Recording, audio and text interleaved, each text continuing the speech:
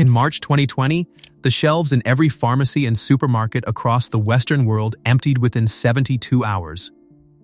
Hand sanitizer, disinfectant wipes, antibacterial soap gone. Supply chains that had been optimized for predictable demand collapsed under a demand spike that no logistics model had anticipated. In rural communities across West Africa, Southeast Asia, and Central America, nothing changed. The people in those communities did not queue for soap. They did not refresh online stock alerts at 2 in the morning. They walked to the edge of their property, cut a handful of leaves from a plant that grows in every tropical and subtropical climate on Earth, and made what they needed in under 10 minutes.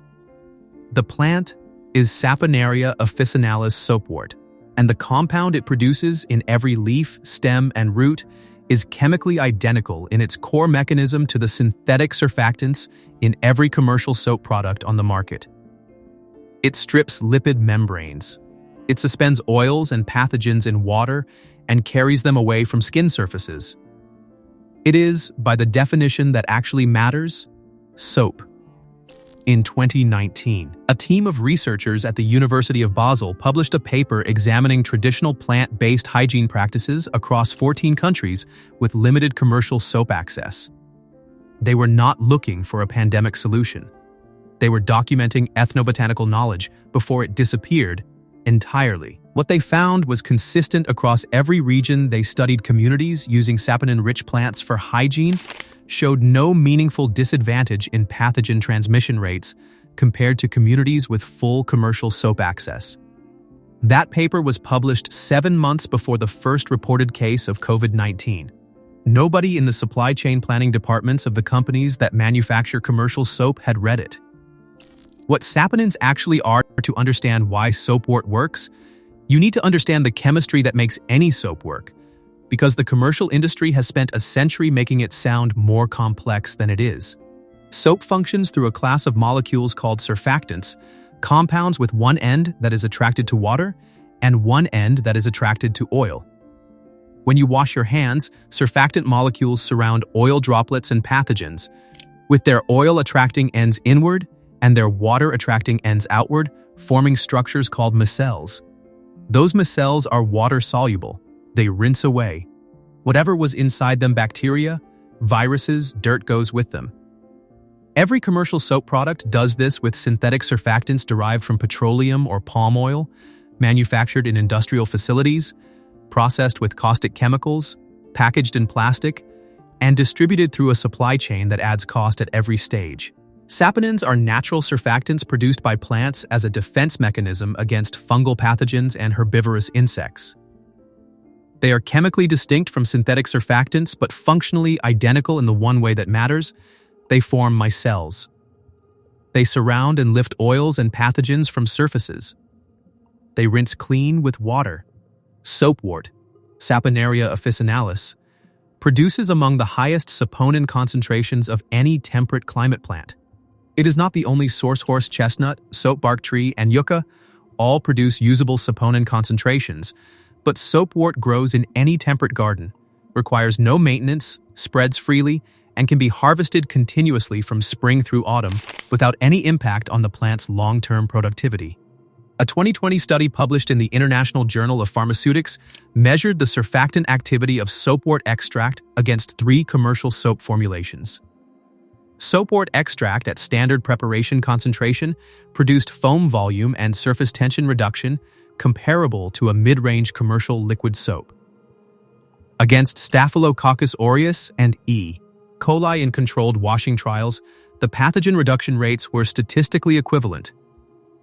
Equivalent, not almost as good. Why this knowledge nearly disappeared?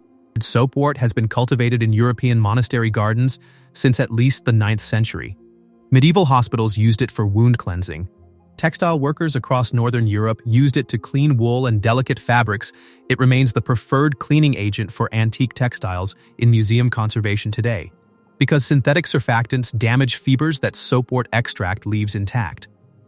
The commercial soap industry emerged in the 19th century.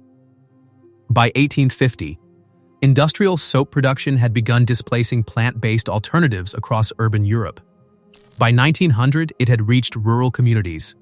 By 1950, the knowledge of how to make soap from plants had effectively vanished from mainstream European and North American culture, not because the plant stopped working, but because a manufactured product had been made cheaper and more convenient through industrial scale. That convenience held until March 2020, when the supply chain failed. The knowledge that had been discarded over a century was not available to the people who needed it. What had taken generations to forget took 72 hours to become a crisis. The University of Basel research team documented in 2019 that the communities still holding this knowledge, communities that had never fully transitioned to commercial soap dependency, navigated the supply disruptions of 2020 without any meaningful change to their hygiene practices. They already had everything they needed. They had always had it. How to make it? The preparation requires one ingredient and water. Nothing else. Harvesting. Soapwort can be established in any temperate garden from seed or root division, available from most herb nurseries for under €3. It spreads via rhizome and will self-perpetuate indefinitely once established. Plant it once, and it provides a permanent harvest. All parts of the plant contain saponins, but the highest concentrations are in the root, followed by the leaves and stems. For liquid soap preparation, fresh leaves and stems harvested at any point during the growing season are sufficient. For a more concentrated product, dried and powdered root produces a stronger preparation. The basic preparation. Roughly chop a large double handful of fresh soapwort leaves and stems, approximately 100 grams of plant material. Place them in a saucepan with 1 liter of water. Bring to a gentle simmer and maintain for 20 minutes. Do not boil. Aggressively high heat degrades saponin activity. Remove from heat, cover, and allow to steep for a further 30 minutes. Strain through a fine mesh or cloth, pressing the plant material to extract all liquid. The resulting liquid is your soap base. It will not look like commercial soap. It will be pale green to yellow-brown, slightly viscous, and will produce modest rather than abundant foam. The foam volume is not an indicator of cleaning effectiveness. The synthetic foaming agents in commercial soap are added for cosmetic reasons, because consumers associate foam with cleaning power. The association is not supported by the chemistry. Saponin solution with low foam cleans as effectively as a high foam synthetic product. Store the preparation in a sealed glass container in a cool location. Without preservatives, it remains effective for 5 to 7 days at room temperature, or up to 3 weeks refrigerated. For a longer-lasting preparation, add 5 drops of lavender or tea tree essential oil per 100 ml. Both provide antimicrobial preservation that extends shelf life to 4 to 6 weeks without synthetic additives. For solid soap, concentrate the soapwort preparation by simmering uncovered until reduced by half. Allow to cool completely. Then, combine with melted beeswax at a ratio of 3 parts liquid to 1 part wax by volume. Pour into molds and allow to set for 24 hours. The result is a solid bar that lathers modestly, cleans effectively, and costs nothing beyond the wax. What the pandemic confirmed, the supply chain failure of 2020, was not a black swan event. It was a predictable consequence of a system built on the assumption that centralized industrial production would always be available, always be affordable, and always arrive on time. That assumption failed in 72 hours. The communities that did not experience that failure were not better prepared in any conventional emergency management sense. They had not stockpiled. They had not anticipated. They simply had never fully surrendered the knowledge of how to produce a basic necessity from a plant that grows outside their door. Soapwort does not require a laboratory.